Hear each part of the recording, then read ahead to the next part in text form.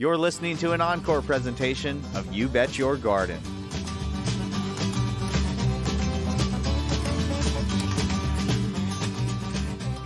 From the bulbous studios of Lehigh Valley Public Media in Bethlehem, PA, it's time for another fall planting episode of chemical-free horticultural hijinks, You Bet Your Garden. They call them spring bulbs, but we have to plant them in the fall to see those springtime flowers. I'm your host, Mike McGrath, and on today's show, we'll reveal how to have spring bulb success with tulips, perhaps the most difficult bulb of them all. Plus, endlessly evasive answers to your fabulous phone call questions, comments, tips, tricks, suggestions, and titanically tedious trepidations. So keep your eyes and/or ears right here, cats and kittens, because it's all coming up faster than you seeing your tulips in person instead of in a picture right after this. Support comes from Hot Bin Composters.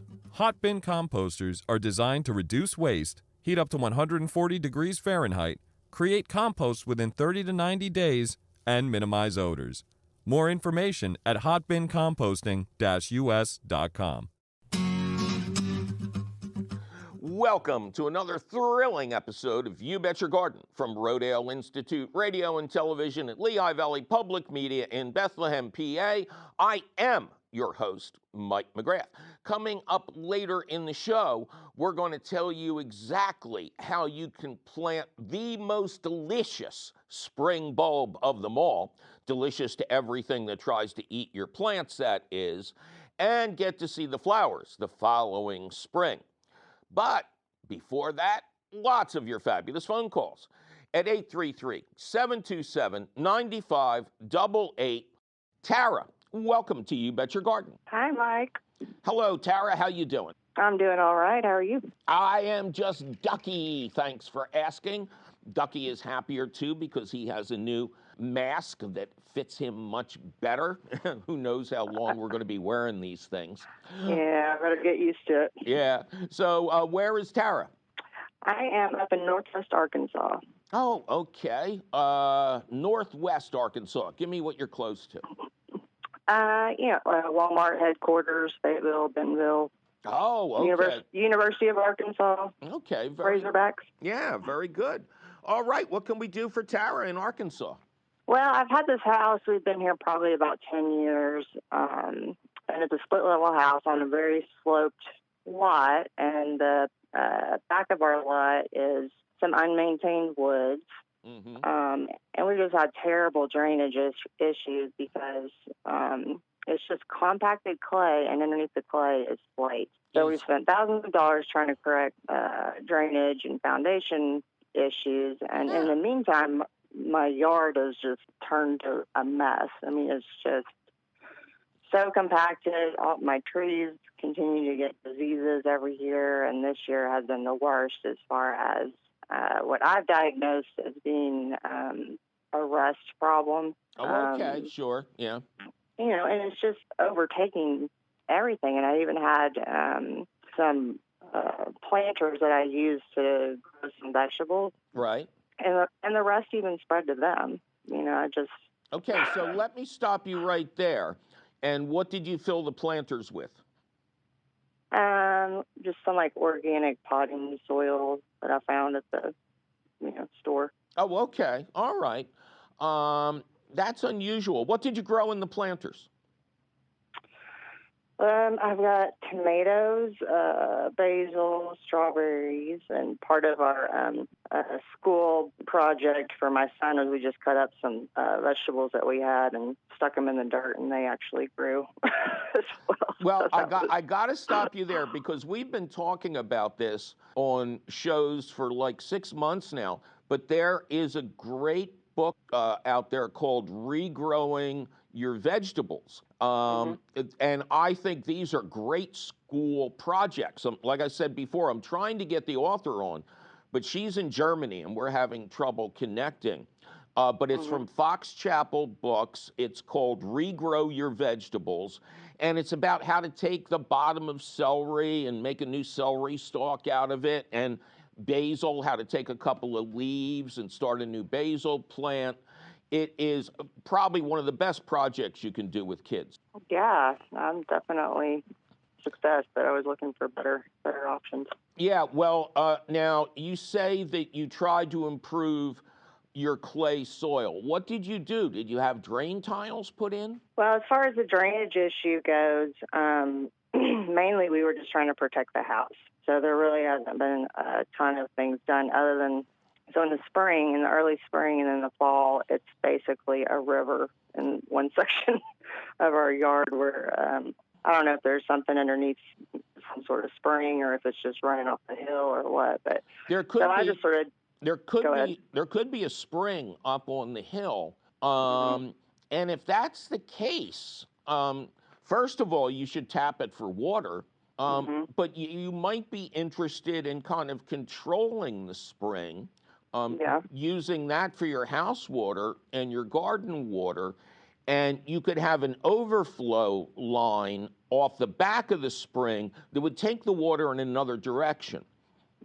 I sit on... Basically, what I did was just, I dug my own, get it to the back of the property, and that worked decently during those times. But, yeah, I mean, so would you just dig it deeper and then do like a gravel bed or, I mean... No, what you would do is in any area, when you say yard, you're talking about an area where you just want to have a lawn or something other than mud, right? Yeah, I mean, we've got probably like 3/4 of an acre, and it's, so it's a very big backyard. And I don't even know what to do. I would like to have an area that we could enjoy, and then maybe like have the rest of it kind of do its own thing, but not be diseased. Right. Well, and the water, I mean, it's got to be a pain after a while.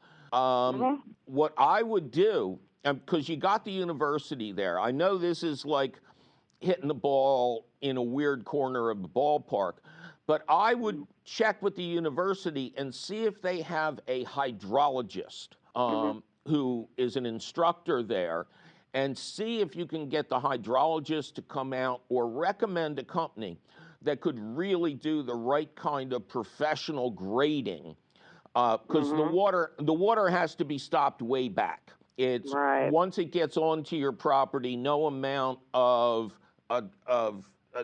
gravel or drain tiles or core aeration is going to help you. It really needs to be diverted.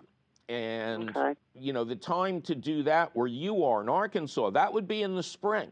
So this would give you time to make a real plan, but, try, shoot for the moon. See if you can find a hydrologist at the university. See if you can talk them into coming out. Maybe they're affiliated with a company. Maybe they can recommend somebody. It doesn't cost anything to have people come out and look.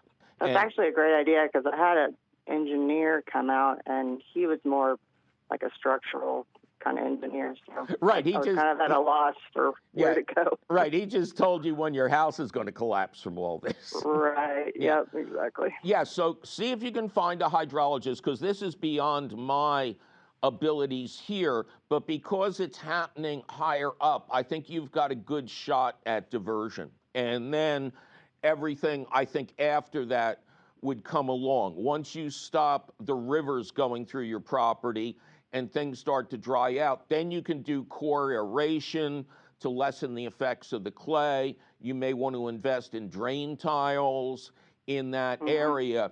And then after a year or two, you could certainly establish a nice warm season lawn there. Okay. So if I get that fixed, and then I should go into looking at trying to get the aeration happening. Yeah. Where they come out and do the plugs. And for the rust, next season, because it's probably too established now, when you plant your things in containers, make sure they're not crowded, make sure the containers have good drainage, and have a copper spray on hand. And as soon as you would see the first signs of rust, really soak the plants with the copper spray. That's a nice, natural way of limiting that disease. So is it going to do any good? Because I've got this big load of compost that the city's going to be dropping off tomorrow, actually. Does it do any good for me to just put a layer of compost like around the trees and plants that are, already nutrient depleted at this point? Is there a dry spot on your property? Right now it's so dry it's cracked. No, I mean in general. Always dry. Not really, no. Well, yeah, then spread it. Then spread it. I would say if you had a place to store it, I would wait till some improvements are made. But sure, spreading compost never hurt anything. All right. Well, that definitely helps me get a handle on things. Take care, Tara. All right. Thank you very much. Bye-bye. Bye.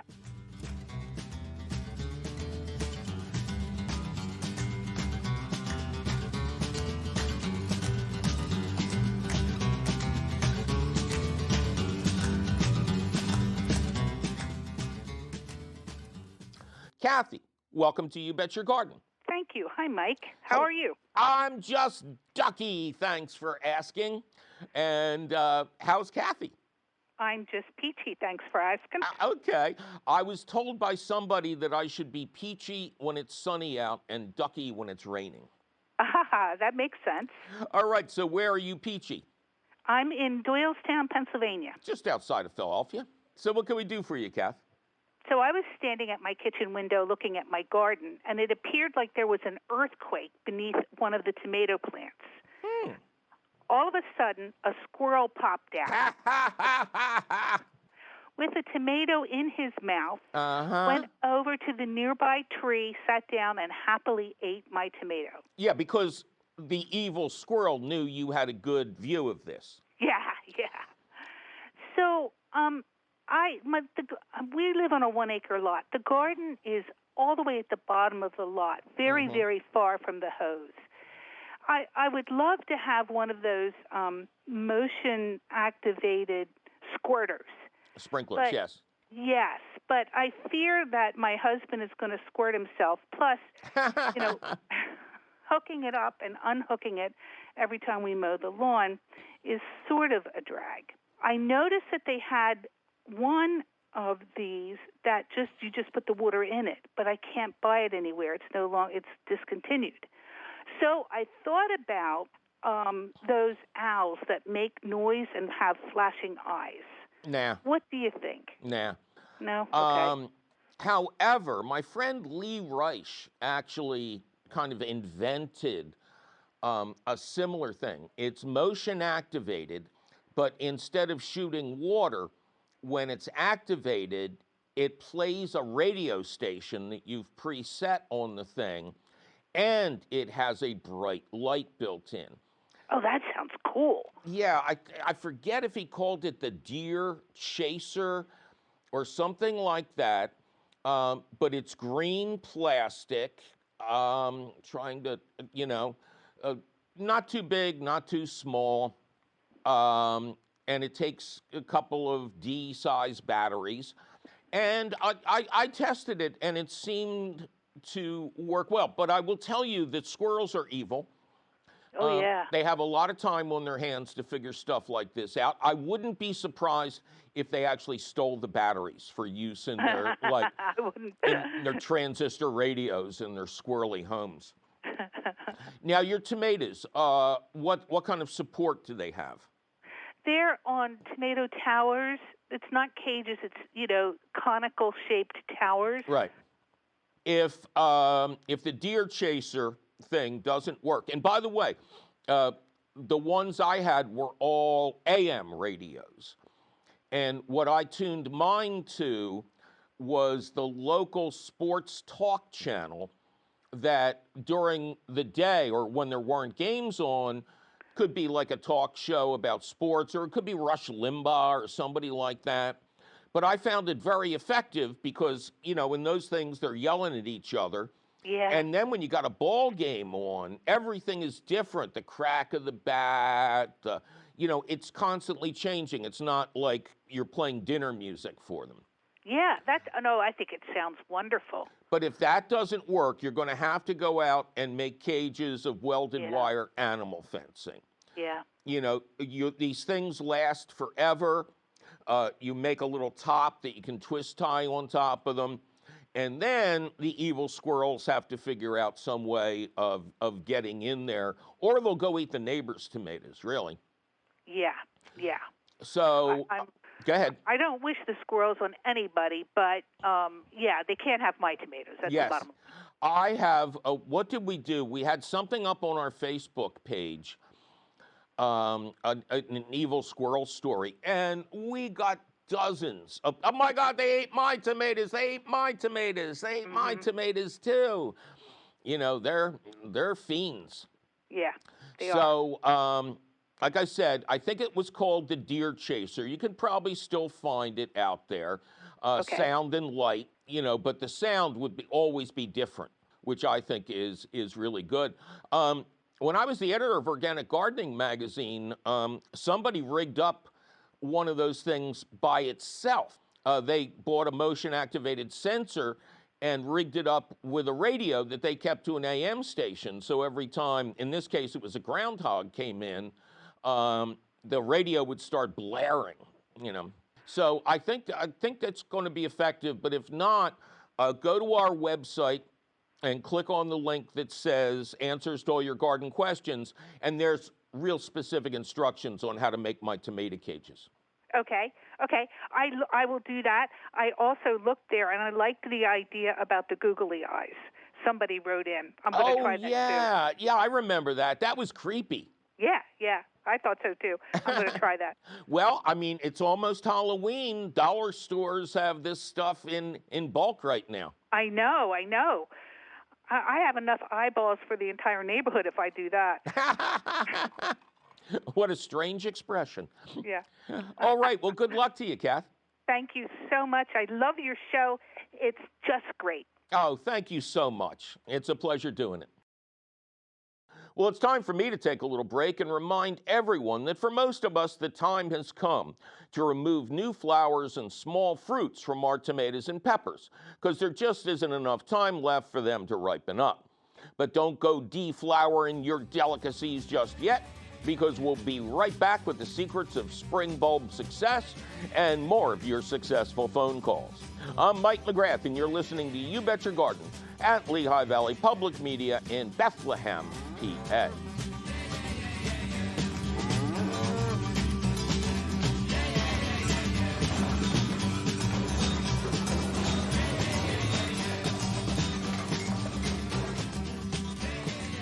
Support for You Bet Your Garden is provided by the Espoma Company, offering a complete selection of natural organic plant foods and potting soils. More information about Espoma and the Espoma Natural Gardening Community can be found at espoma.com.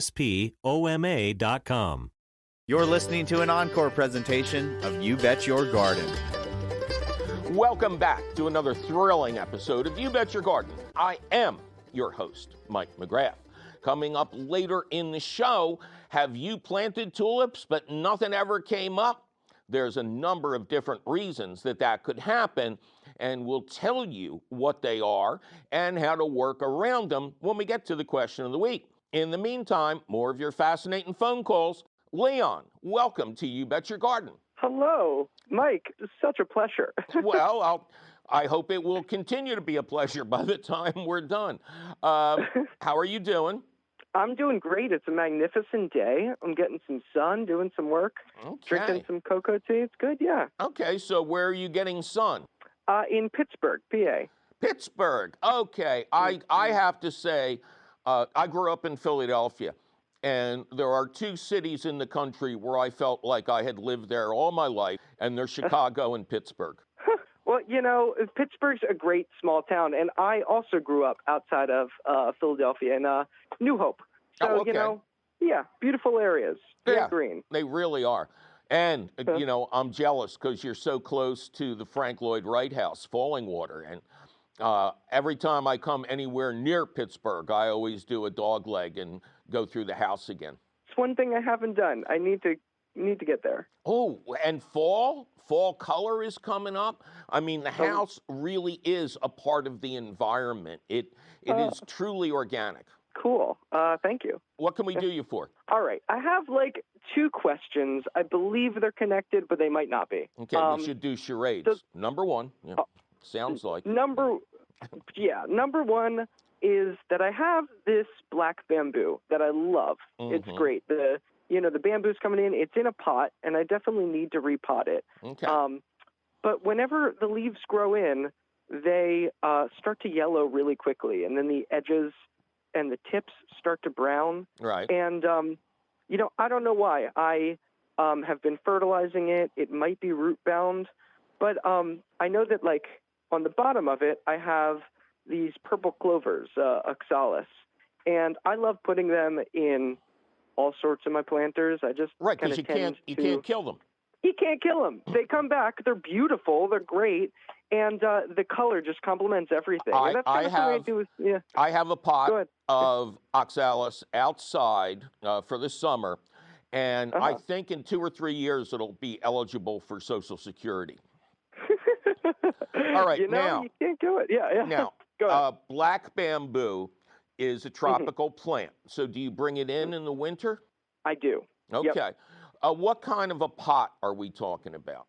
It's about 10 inches deep. It's rectangular and 2 feet long and about a foot wide. Oh, that's interesting. What, made of? Plastic. Honestly, it's not the best quality. Well, no. I mean, plastic is good in one sense because it retains moisture and tends to drain well. But, when you bought this thing, there were knockout holes in the bottom for drainage, right? Yes. And did you knock them all out? I did. Yep. Okay. First, I'm going to suggest that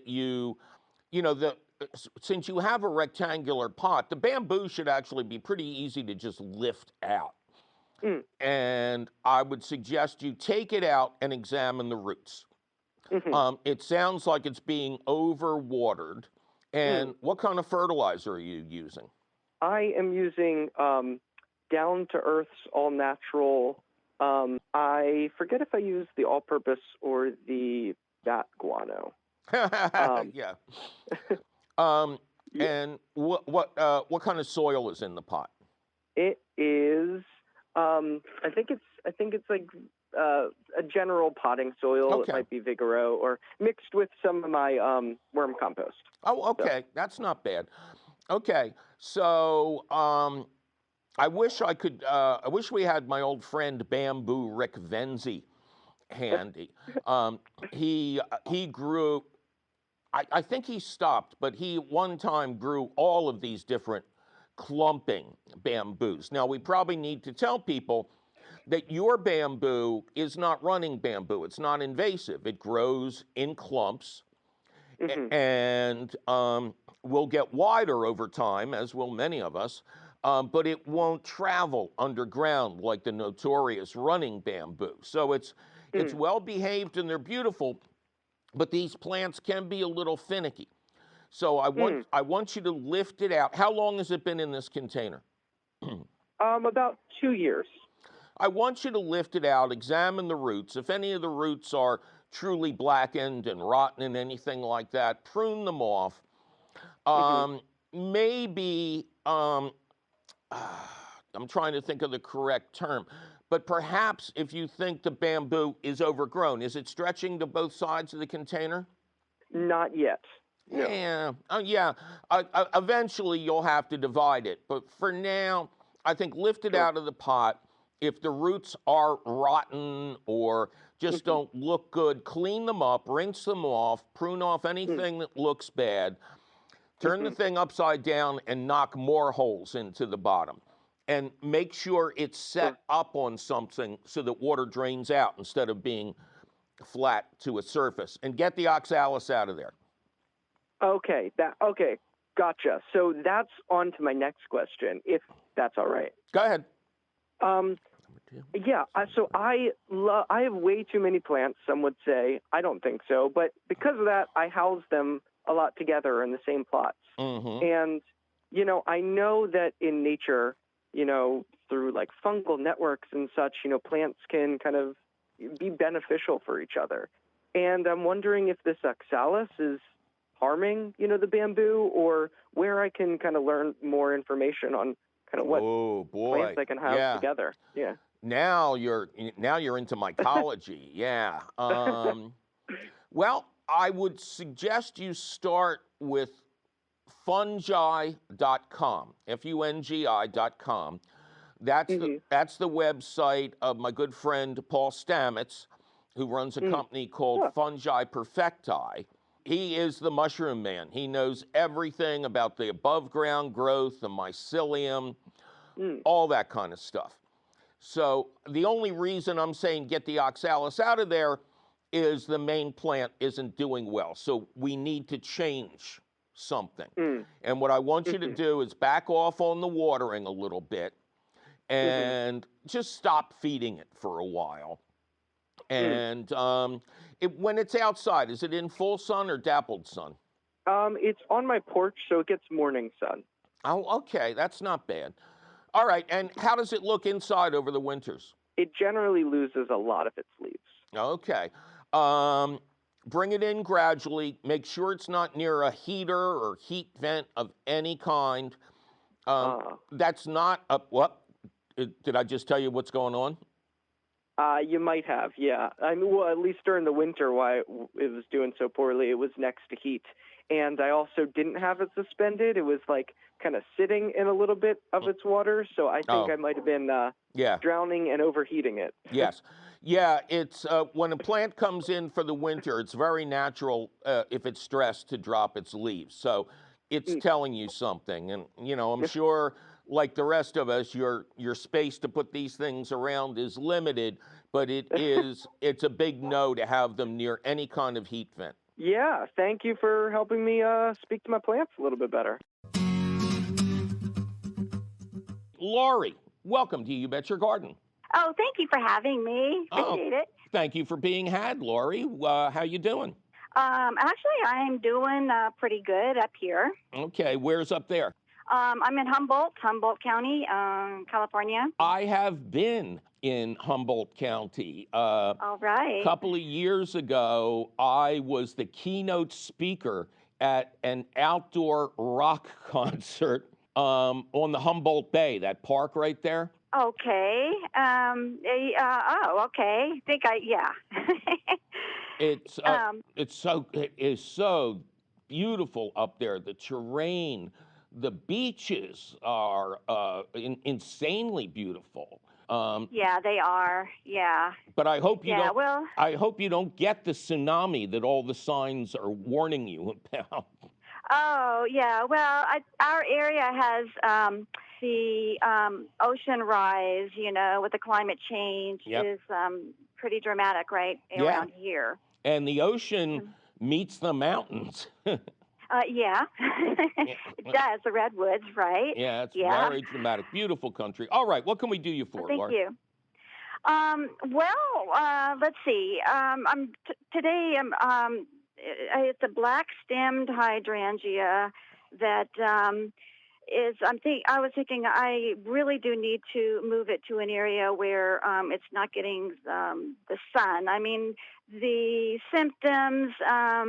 It's just, I don't know, I think it's like about a 3-year-old plant, probably. It's probably not about 3 feet high. But, you know, the leaves grow in seeming healthy enough as they grow in. But, in a very short time, they're brown, wilted, and, fall into the ground. And so I was thinking, well, it must be, too much sun there. But I don't know, like today is really socked in with fog and, like low 60s, kind of typical. Right. And I don't know that it seems much happier. And so I was wondering, well, it may have a bug problem that, and if it does, I don't even want to mess with it because the area that I'd want to transplant it to, has healthy hydrangeas there. Oh, okay. That's a good sign. And, yeah. That's a good sign. If you had insect problems, you would see it. This is not a sign of an insect problem. The first thing that comes to my mind here is poor drainage.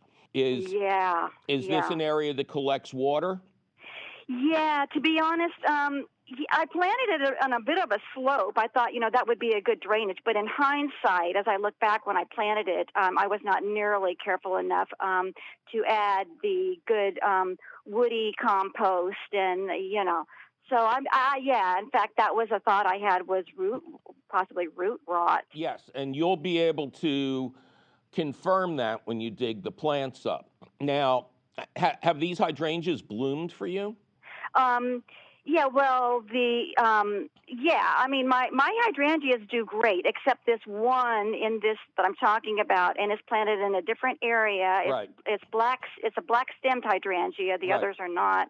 But it's in a different area, and it gets the afternoon. If we get any sun at all, it gets the whole afternoon sun, the whole thing.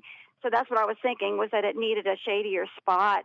But I don't know, like you just said. No plant is going to be harmed by afternoon sun.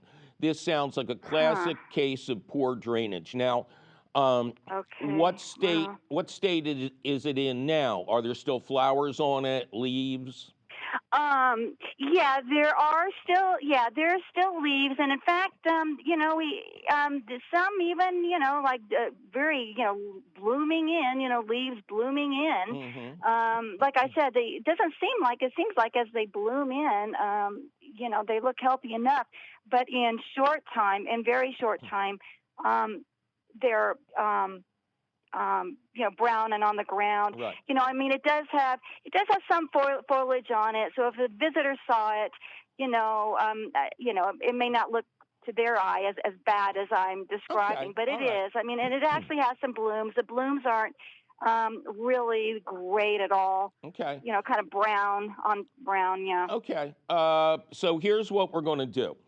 At the very end of the season, when it has dropped all its leaves, you can dig it up, take it back to where the other ones are. Obviously, you're going to inspect the root system really carefully. So if you see any rotten roots, any black roots, just take a pair of pruners or a sharp knife and dispose of them. Now, I don't want you to improve the soil in the new planting hole. I want you to dig a nice hole, not deep. You want it to be wide, but not too deep, and refill the hole. Once you put the plant in, refill the hole with the same soil you dug out, so there won't be any reason for it to gird itself. In a nice island of improved soil. But then, But then put the compost on the top of the soil. Mm-hmm. You could also do this over the winter, because winter for you is very mild. I think your coldest it is. Your coldest month of the year is August. I found that out. Yeah. No, this is true. I was there for 10 days, and I'm thinking, I'm going to California in the middle of the summer. I packed T-shirts, I packed shorts. When I got to the concert venue, everybody's wearing Patagonia. They're wearing gloves with no fingers, and they're huddled around small fires, Yeah. And your fog. It took me 3 days to get out. Oh, yeah. Okay, so you could also do this over, quote, winter, or you could do it first thing in the spring before it starts leafing out again. If we suspect the problem is poor drainage, I would say get it out sooner than later. Oh, well, what about now? Well, I would wait until the leaves were off and the flowers were totally faded. You don't want to give it another shock right now. Okay, got it. Wait. All right. But you don't have to wait forever. A month or so. Oh, I see. Okay. Yeah, thank you. And I appreciate hearing about the bugs, because I've been out there, to my naked eye, I've been thinking, okay, spider mites, aphids, aphids. But, to my eye, I'm not, nothing really leaps out at me. You would see them. The only thing, because you're in California, you might have non-beneficial nematodes around the root system. And the roots would be not rotten, but gnarly, if that was the case. And if that is the case, if there's a lot of nematode damage, I might trash that plant and get a different one. But I think you're going to find some dead roots, some rotten roots, some black roots, and just prune them off and replant it, and everything should be fine. Wow, thank you so much. Really appreciate your information. Thank you. All right, my pleasure. You take care. Well, it's time for me to take a little break and remind those of yous who want to try something super cool that now is the time to pot up your pepper plants in anticipation of bringing them indoors for the winter, because peppers, hot or sweet, are perennial if protected from frost. But don't go potting up your poblanos just yet, because we'll be right back with important information about spring bulbs and more of your important phone calls.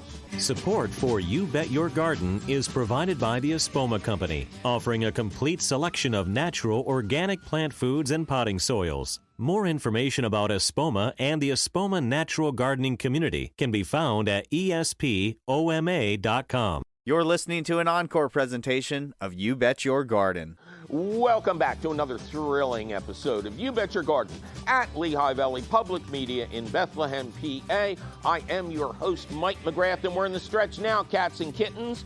In just a little bit, we'll reveal the secrets of getting your tulips to actually survive the untender mercies of evil squirrels, voracious voles, dastardly deer, and rabbits, okay?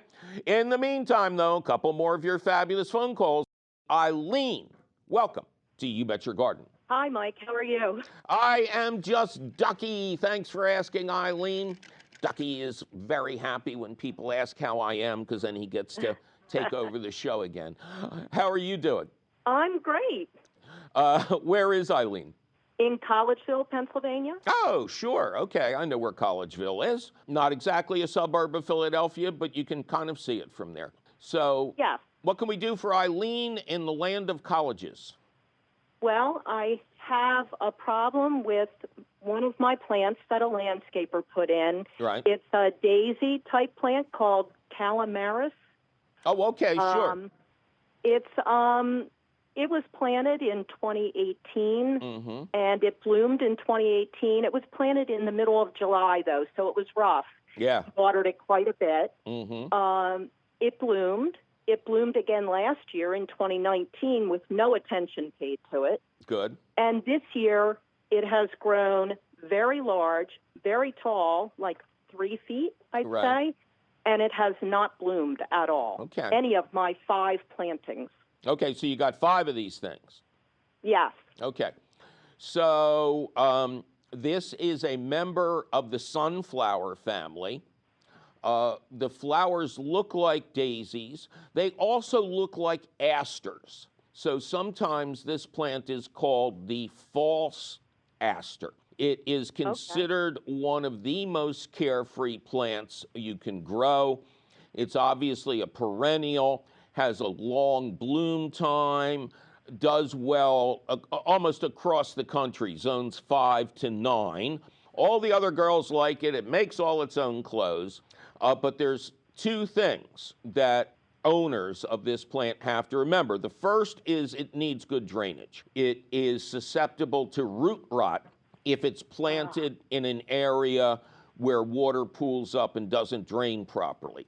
I wish you had called a little earlier in the season, because I don't think drainage is the problem.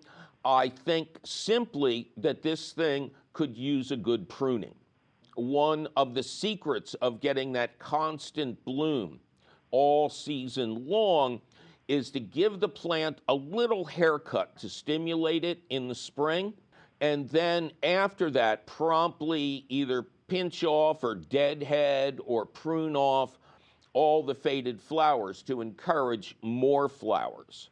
Because if it's growing that large, Collegeville, it's an old area. You sure it's not planted over an old privy or something full of nitrogen? Well, it is planted in a very old garden that we bought. The house is 50 years old, and the gardens were here, and we've had them kind of updated. Right. So we counted on the landscaper to do all that, and we've had, 50-50 luck with the plants that have been put in. So maybe it is more systemic maybe than just that plant. Well, generally what's happening when a plant puts on a lot of biomass but doesn't flower, it's being exposed to excessive nitrogen. And I'm not kidding. My friend Steve and I once had an issue with a friend of ours who was a folk singer in Center City. And she had a wisteria growing up underneath the deck and then onto the deck. But this wisteria had a trunk like an ancient oak tree. And Steve asked my help, and we got chainsaws and bow saws. And we spent an entire day taking this thing down. And then when we got down to the root system, we could see literally that it was growing out of an old outhouse, an old privy that was outdoors. And, but that's why it would not be controlled. And of course, you seem to already know that plants should not be installed in the middle of summer. Yes, it was a very wet spring in 2018, and our landscapers got put off for a couple months with their work. And we let them go ahead and install, but it was rough for all of the plants. We lost quite a bit. Yeah, that's tough darts either way. You really shouldn't work wet soil. These plants shouldn't go into soil that's not draining well. Although if they were going to suffer from shock, it would have been that second year, so to speak. So, okay, yeah, and they bloomed beautifully. Okay, so what I'm going to suggest is a two-tiered effort. Right now, it's starting to get a little late in the season to do pruning. So can you live with the size of the plants for now? Yes, and they are starting to drop their leaves from the bottom up now. Okay, and that's normal. Okay. No, I'm asking you. I don't grow it. Oh, okay. No, we hadn't seen that before because they bloomed, they were lush, they stayed nice. So and that seems unusual. We did get a lot of water. Is there one of the 5 that looks worse or is dropping its leaves more quickly? Yes, a couple of them. My husband actually trimmed them down already because they were almost completely dead, and now there's green at the base where we trimmed them back. I'm going to suggest you pick the worst looking one and dig it up, pull it up out of the ground and inspect the roots. If there is a spring nearby or something's happening that the water's not draining from that spot, you'll see blackened, rotten roots. And now this isn't the worst time to bring this up because over the next month or 2 would be a perfect time to move the plants to an area with better drainage. So what I would suggest, if the root rot is there, you get a bucket of water, you rinse off the roots, you prune off any damaged ones, replant them in another area. Once we get into the fall, you can move these plants around without waking them up. It's like bringing a 2-year-old into the house after a long Thanksgiving night. They're sound asleep. You can bang their heads against a couple of doorways. Nothing bad's going to happen.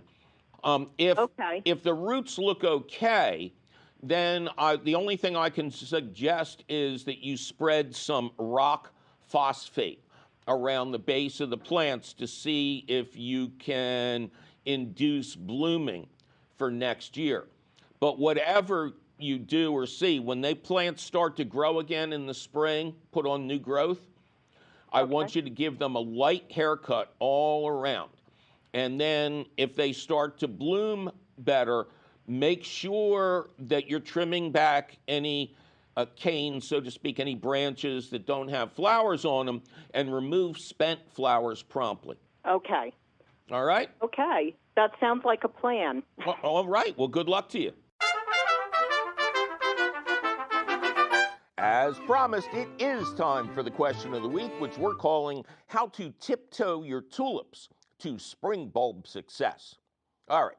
This past spring, Barry in Voorhees, New Jersey wrote, "It's great to listen to your podcast, especially when I exercise. Thanks.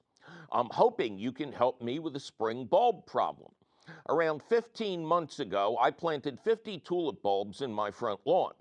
I added bulb tone, a bulb fertilizer, and waited patiently. But not one shoot came up, and nothing has come up since. There's plenty of sun in the area. I even made sure I planted them correct side up this time. Do I try to give them more time, or should I just give up and plant new ones? You should definitely plant new ones, Barry, because in the famous words of Star Trek's Dr. McCoy, they're dead, Jim. Now, tulips were never meant to be grown in a lawn. In the godforsaken mountains of Turkey and Afghanistan, where they and other spring bulbs were originally found growing wild, the winters are bitter cold and the summers blazingly hot and dry. And so spring bulbs like tulips, daffodils, and the rest evolved to emerge right after winter disappeared, thrive in the short but perfect climate of spring, and then hide deep underground when the sandstorms struck. Planting them in a lawn meant that there would be a lot of root competition, plus too much moisture, especially if you water that lawn. As Brent Heath of Brent and Becky's Bulbs has famously noted, dormant bulbs like to sleep in a dry bed, just like us. It's entirely possible that your tulip bulbs died from excessive moisture or simply smothered by competition from the lawn. However, tulip bulbs are also the most edible members of the spring bulb family. Evil squirrels dig them up like we harvest potatoes. Deer browse on them after they emerge in the spring. Rabbits are always ready to feed on the flowers, but the number one enemy of tulips is, or is that are, voles. That's voles with a V, not moles with an M. Voles are about the same size as mice, but have shorter tails, smaller ears, and their beady little eyes are beadier than the beady little eyes of mice. Voles feed on the underground roots of plants and are famous for devouring spring bulbs. One source suggests that they can burrow down a full foot into the soil to reach your tulips never to be. Even though they travel above ground, you rarely see them, but you can often see their distinctive trails of tamped down grass. Now, the easiest response to having voracious voles around is to simply plant non-edible bulbs, like daffodils, fritillaria, and ornamental alliums. If tulips you must plant, follow this plan. When you plant your bulbs in the fall, between Halloween and Thanksgiving for most of us, plant them in their own dedicated bed. Surround each bulb with a lot of small, sharp stones or something similar. There's a commercial product called Vole Block made just for this. When you're done planting, remove all of the tulip trash like browned out wrappers and such from the surface of the bed. Then spray the bed with a castor oil-based repellent designed for mole and vole control. Or even better, mulch the bed with several inches of dog fur, which repels evil squirrels as well as voracious voles. Don't feed the bulbs when you plant. The spring flower is already formed inside the bulb when you plant it. The time to feed spring bulbs is right after their flowers fade in the spring. That's when they're actively growing the following year's flowers. Remove any wood mulch from the area. Never a good idea horticulturally, this ridiculous trend of covering everything a foot deep in trash wood that's been chipped and painted some god-awful color never seen in nature makes a perfect home for voles. You might as well build little condos for them. When the bulb greenery emerges in the spring, spray more castor oil or freshen up the dog fur mulch to deter dastardly deer. When the flowers fade, clip off the little seed head that forms at the top of the stalk, but don't cut it down low or molest the green leaves in any way. They're absorbing the solar energy that'll grow next year's flowers. Now is the time to give your plants a gentle feeding with an organic/natural food designed for bulbs. When the greenery turns brown, then you can clip it off. Or, for the best results, dig up the bulbs and store them in onion bags in a cool, dry spot indoors until fall. Then the bulbs won't rot from watering, and you can safely grow something else in their spot. Or just grow daffodils, okay? Now, what we have said so far about planting, feeding, and leaving alone greenery applies to all spring bulbs, but I'd like to address Barry's planting in a lawn. which was only a bad idea because of the type of bulb he chose. It has long been the fashion in Europe to plant spring bulbs in lawns, but only the small, early flowering ones, which used to be called minor bulbs, but are now called special bulbs. I guess they grew up. Things like snowdrops and glory of snow. These bulbs emerge in winter, often justifying the snow in their names, and produce greenery that fades by the time the lawn needs its first cutting. Well, that sure was some good information about actually seeing the tulips you're about to plant, now wasn't it? Luckily for you, the question of the week appears in print at the Gardens Alive website, where you can read it over at your leisure or your leisure. Just click the link for the question of the week at our website, which is still and will forever be YouBetYourGarden.org. Gardens Alive supports the You Bet Your Garden question of the week, and you'll always find the latest question of the week where? At the Gardens Alive website. Yikes, my producer is threatening to trample my tulips if I don't get out of this studio. We must be out of time.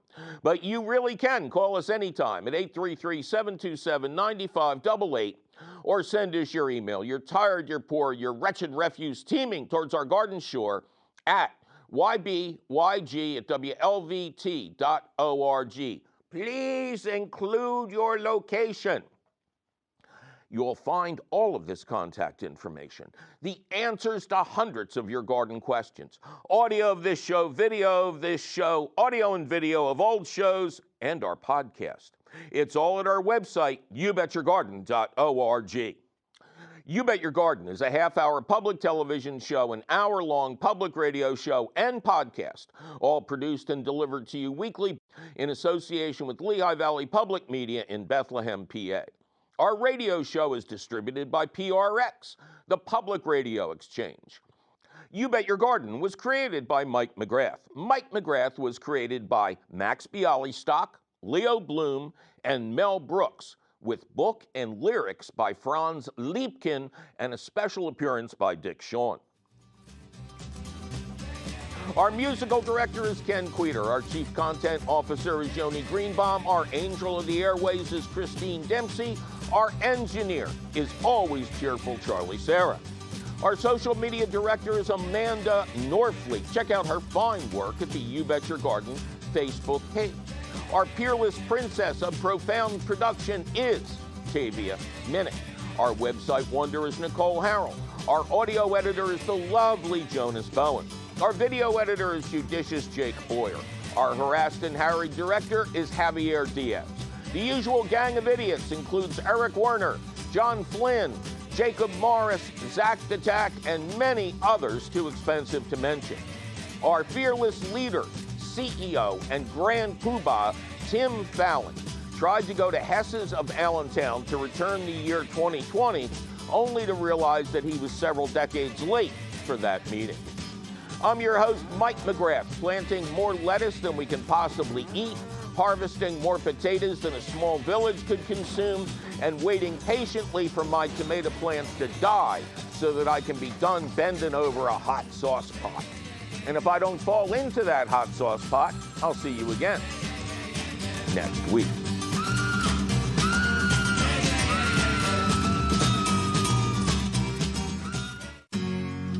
You've been listening to an encore presentation of You Bet Your Garden.